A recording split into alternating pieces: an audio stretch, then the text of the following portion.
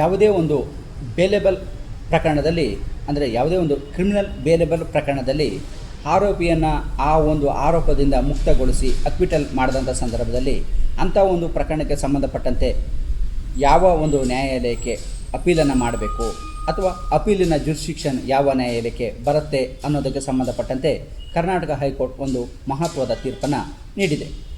ಈ ಒಂದು ಪ್ರಕರಣದಲ್ಲಿ ಅಂದರೆ ಆರೋಪಿಯು ಅಂದರೆ ಬೇಲೆಬಲ್ ಪ್ರಕರಣದಲ್ಲಿ ಬಿಡುಗಡೆ ಆದರೆ ಅಂಥ ಒಂದು ಆದೇಶದ ವಿರುದ್ಧ ಎಲ್ಲಿಗೆ ನ್ಯಾಯಾಲಯದಲ್ಲಿ ಈ ಅಪೀಲನ್ನು ಮೇಲ್ಮನವಿಯನ್ನು ಸಲ್ಲಿಸಬೇಕು ಅನ್ನೋದಕ್ಕೆ ಸಂಬಂಧಪಟ್ಟಂತೆ ಕರ್ನಾಟಕ ಹೈಕೋರ್ಟ್ ಒಂದು ಮಹತ್ವದ ತೀರ್ಪನ್ನು ನೀಡಿದೆ. ಈ ಒಂದು ಪ್ರಕರಣದ ಪೂರ್ತಿ ಅಂಶವನ್ನು ನೋಡೋದಕ್ಕಿಂತ ಮೊದಲು ನೀವಿನ್ನೂ ನಮ್ಮ ಚಾನಲ್ಗೆ ಸಬ್ಸ್ಕ್ರೈಬ್ ಆಗಿಲ್ಲ ಅಂದರೆ ಸಬ್ಸ್ಕ್ರೈಬ್ ಆಗಿ, ಹಾಗೆ ಬೆಲ್ ಬಟನನ್ನು ಪ್ರೆಸ್ ಮಾಡಿ. ಕಾನೂನಿನ ಅರಿವಿನ ಎಲ್ಲ ವಿಡಿಯೋಗಳು ನಿಮಗೆ ಮೊದಲು ತಲುಪುತ್ತೆ. ನಮ್ಮ ವಿಡಿಯೋ ನಿಮಗೆ ಇಷ್ಟ ಆಗಿದ್ದರೆ ಲೈಕ್ ಮಾಡಿ, ಎಲ್ಲರಿಗೂ ಶೇರ್ ಮಾಡಿ.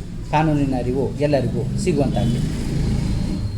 ಈ ಒಂದು ಪ್ರಕರಣದಲ್ಲಿ ಅಂದರೆ ಬೇಲೆಬಲ್ ಪ್ರಕರಣ ಏನಿರ್ತದೆ ಅಂಥ ಒಂದು ಸಂದರ್ಭದಲ್ಲಿ ಆ ಒಂದು ಪ್ರಕರಣದ ವಿಚಾರಣೆಯ ನಂತರ ಆರೋಪ ಸಾಬೀತು ಆಗಿಲ್ಲ ಅಂಥೇಳಿ ವಿಚಾರಣಾ ನ್ಯಾಯಾಲಯವು ಅಂಥ ಪ್ರಕರಣದಲ್ಲಿ ಆರೋಪಿಯನ್ನು ಬಿಡುಗಡೆ ಮಾಡಿ ಅಕ್ವಿಟಲ್ ಆದೇಶವನ್ನು ನೀಡಿದಂಥ ಸಂದರ್ಭದಲ್ಲಿ ಅಂಥ ಒಂದು ಆದೇಶದ ವಿರುದ್ಧ ಮೇಲ್ಮನವಿಯನ್ನು ಸೆಷನ್ ನ್ಯಾಯಾಲಯಕ್ಕೆ ಸಲ್ಲಿಸೋದಕ್ಕೆ ಬರೋದಿಲ್ಲ. ಒಂದು ವೇಳೆ ಆ ಒಂದು ರುಜುವಾತು ಆಗಿದ್ದರೆ ಆರೋಪಿಯು ಅಂಥ ಒಂದು ಆದೇಶದ ವಿರುದ್ಧ ಮೇಲ್ಮನವಿಯನ್ನು ಸೆಷನ್ ನ್ಯಾಯಾಲಯಕ್ಕೆ ಸಲ್ಲಿಸ್ಬೋದಾಗಿರುತ್ತೆ. ಆದರೆ ಆರೋಪದಿಂದ ಖುಲಾಸೆಗೊಳಿಸಿ ಅಕ್ವಿಟಲ್ ಮಾಡಿ ಆದೇಶವನ್ನು ಹೊರಡಿಸಿದರೆ ಅಂಥ ಒಂದು ಆದೇಶದ ವಿರುದ್ಧ ಮೇಲ್ಮನವಿಯನ್ನು ಹೈಕೋರ್ಟ್ಗೆ ಸಲ್ಲಿಸಬೇಕಾಗಿರುತ್ತೆ.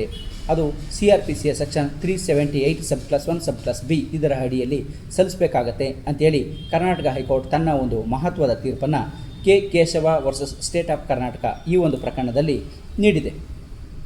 ಈ ಒಂದು ಪ್ರಕರಣದ ಪೂರ್ತಿ ಅಂಶವನ್ನು ನೋಡೋದಾದರೆ ಈ ಒಂದು ಪ್ರಕರಣದಲ್ಲಿ ವಿಚಾರಣಾ ನ್ಯಾಯಾಲಯ ವಿಚಾರಣೆಯನ್ನು ಮಾಡಿ ಆರೋಪಿಯ ಮೇಲೆ ಇರುವಂಥ ಬೇಲೆಬಲ್ ಅಫೆನ್ಸ್ ಆರೋಪಗಳೇನಿದೆ ಅದು ಸಾಬೀತಾಗಿಲ್ಲ ಅಂಥೇಳಿ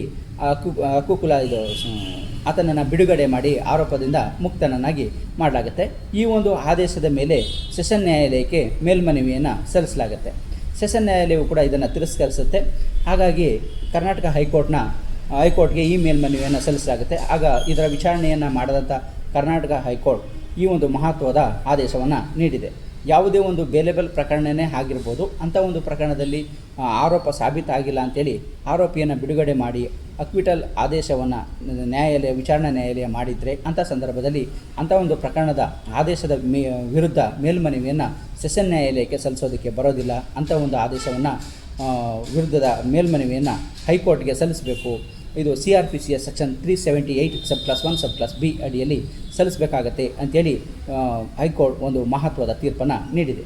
ಈ ಒಂದು ಪ್ರಕರಣದ ಅಂಶವನ್ನು ನೋಡೋದಾದರೆ ಯಾವುದೇ ಒಂದು ಪ್ರಕರಣದಲ್ಲಿ ಅಂದರೆ ನಾನ್ ಬೇಲೆಬಲ್ ಆದಾಗ ಹೈಕೋರ್ಟ್ಗೆ ಹೋಗುತ್ತವೆ. ಆದರೆ ಬೇಲೆಬಲ್ ಇದ್ದಾಗ ಈ ಒಂದು ಗೊಂದಲ ಇದ್ದಂಥ ಸಂದರ್ಭದಲ್ಲಿ ಅಂದರೆ ಹಾಗಾಗಿ ಆ ಯಾವುದು ಗೊಂದಲ ಇರಬಾರ್ದು ಅನ್ನೋದಕ್ಕೋಸ್ಕರ ಇಲ್ಲಿ ಕ್ಲಿಯರಾಗಿ ಈ ಒಂದು ಹೇಳಲಾಗಿದೆ. ಸೊ ಹಾಗಾಗಿ ಬೇಲೆಬಲ್ ಅಫೆನ್ಸೇ ಇದ್ದರೂ ಕೂಡ ಅಂಥ ಒಂದು ಪ್ರಕರಣದಲ್ಲಿ ಆರೋಪಿಯನ್ನು ಖುಲಾಸೆಗೊಳಿಸಿದರೆ ಅಂಥ ಒಂದು ಯಾವ ಒಂದು ಪ್ರಕರಣ ಆಗಿರಲಿ ಆ ಪ್ರಕರಣದಲ್ಲಿ ಬೇಲೆಬಲ್ ಅಫೆನ್ಸು ಖುಲಾಸೆ ಆಗಿದೆ ಅಂಥ ಸಂದರ್ಭದಲ್ಲಿ ಕರ್ನಾಟಕ ಹೈಕೋರ್ಟ್ ಅಂದರೆ ಆ ಒಂದು ಪ್ರದೇಶದಿಂದ ಹೈಕೋರ್ಟ್ ಯಾವುದು ಬರುತ್ತೆ ಅಂಥ ಒಂದು ಜುರಿಸ್ಡಿಕ್ಷನ್ಗೆ ಮೇಲ್ಮನವಿಯನ್ನು ಸಲ್ಲಿಸಬೇಕಾಗತ್ತೆ ಅನ್ನೋದನ್ನು ನೋಡ್ಬೋದಾಗಿರುತ್ತೆ. ಈ ಒಂದು ಪ್ರಕರಣದ ಪೂರ್ತಿ ಜಡ್ಜ್ಮೆಂಟನ್ನು ಮತ್ತು ಸೈಟೇಷನ್ಸನ್ನು ನೋಡೋದಕ್ಕೆ ಡಿಸ್ಕ್ರಿಪ್ಷನ್ ಬಾಕ್ಸಲ್ಲಿ ಕೊಟ್ಟಿರುವ ಲಿಂಕ್ ಮೇಲೆ ಕ್ಲಿಕ್ ಮಾಡಿ ಪೂರ್ತಿ ಜಡ್ಜ್ಮೆಂಟನ್ನು ನೋಡ್ಬೋದಾಗಿರುತ್ತೆ. ಒರಿಜಿನಲ್ ಜಡ್ಜ್ಮೆಂಟ್ ಕಾಪಿ ಆಗಿರ್ಬೋದು ಅಥವಾ ಸೈಟೇಷನ್ಸ್ ಬೇಕಾಗಿದ್ದರೆ ಡಿಸ್ಕ್ರಿಪ್ಷನ್ ಬಾಕ್ಸಲ್ಲಿ ಕೊಟ್ಟಿರುವ ನಂಬರಿಗೆ ಕಾಂಟ್ಯಾಕ್ಟನ್ನು ಅಥವಾ ವಾಟ್ಸಪ್ಪನ್ನು ಮಾಡ್ಬೋದಾಗಿರುತ್ತೆ.